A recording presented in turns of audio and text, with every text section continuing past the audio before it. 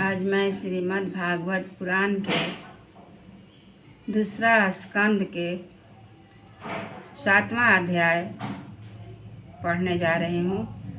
कृपया आप लोग भी इसे श्रवण करेंगे। इसे श्रवण करने से मनोवांछित फल की प्राप्ति होती है, सुख शांति की प्राप्ति होती है। तो कृपया इसे जरूर श्रवण करें। तो आइए हम पढ़ते हैं।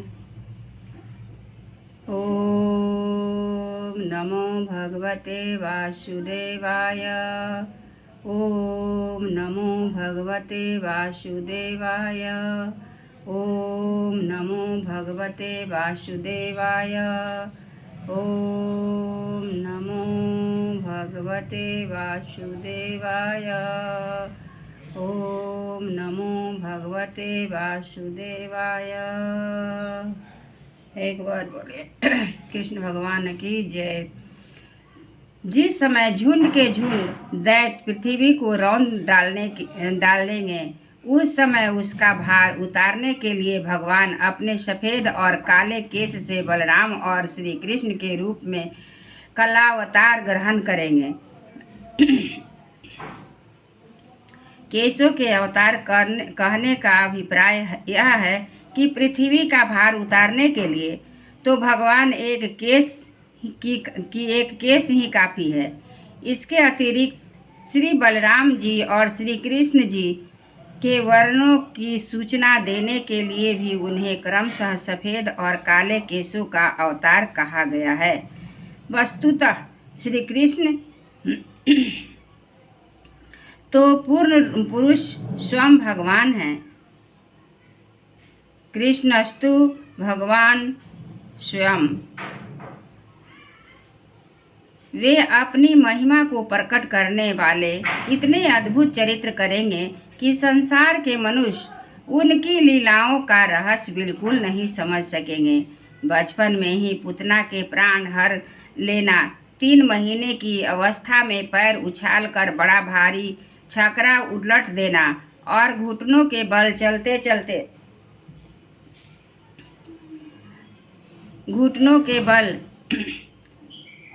चलते आकाश को छूने वाले यमलार्जुन वृक्षों के बीच में जाकर उन्हें उखाड़ डालना, ये सब ऐसे कर्म हैं जिन्हें भगवान के सिवा और कोई नहीं कर सकता।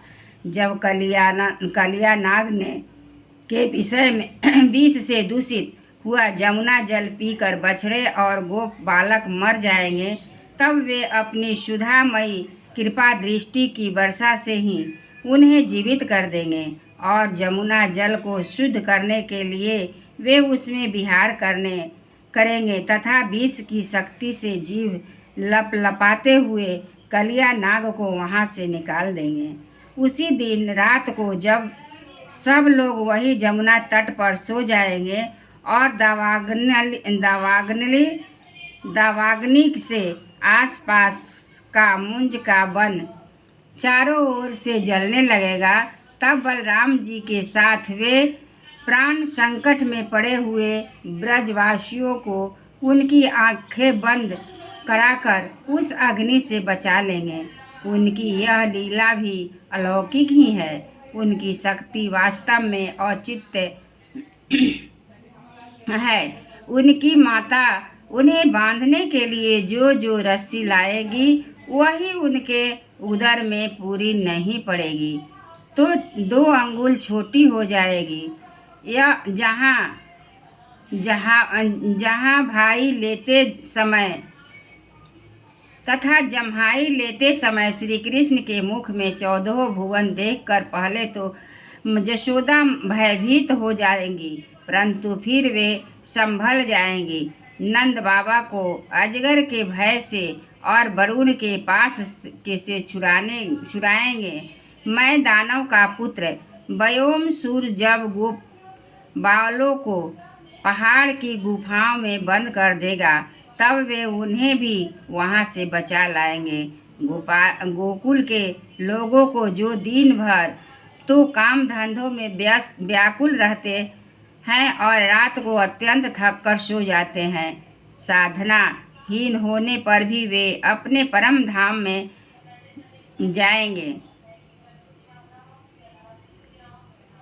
निष्पाप नारद जब श्री कृष्ण की सलाह से गोप लोग इंद्र का यज्ञ बंद कर देंगे, तब इंद्र ब्रज भूमि का नाश करने के लिए चारों ओर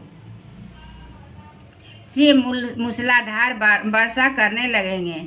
उससे उनकी तथा उनके पशुओं की रक्षा करने के लिए भगवान कृपा परश हो 7 वर्ष की अवस्था में ही 7 दिनों तक गोवर्धन पर्वत को एक ही हाथ से छत्रक पुष्प कुकुरमुत्ते की तरह खेल खेल में ही धारण किए रहेंगे।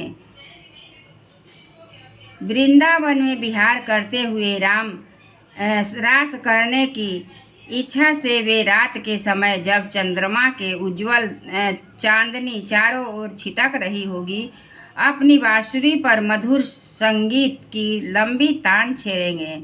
उससे प्रेम विवश होकर आई हुई गोपियों को जब कुबेर का सेवक शंखचूड़ हरण करेगा, तब वे उसका सिर उतार लेंगे और भी बहुत से प्रलंबासुर, धेनुकासुर, बक्कासुर, केसी, अरिष्टासुर आदि दैत्य, चारुनूर आदि पहलवान,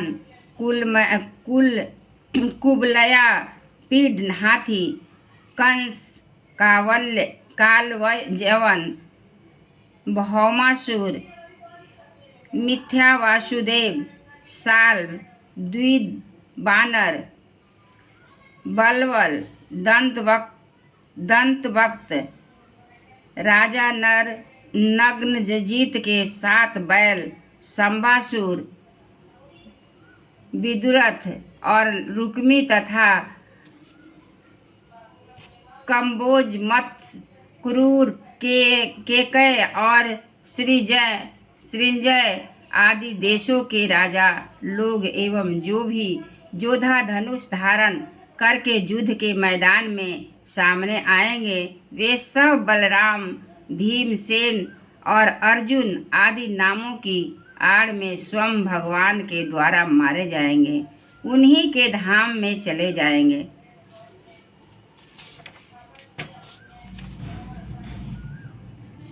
समय के फेर से लोगों की समझ कम हो जाएगी, आयु भी कम होने लगती है। उस समय जब भगवान देखते हैं कि अब ये लोग मेरे तत्व को बतलाने वाली वेद वाणी को समझने में असमर्थ होते जा रहे हैं, तब प्रत्येक कल्प में सत्यवती के गर्भ से व्यास के रूप में प्रकट होकर वे वेद रूपी वृक्ष का विभिन्न शाखाओं के रूप में विभाजित कर देते हैं।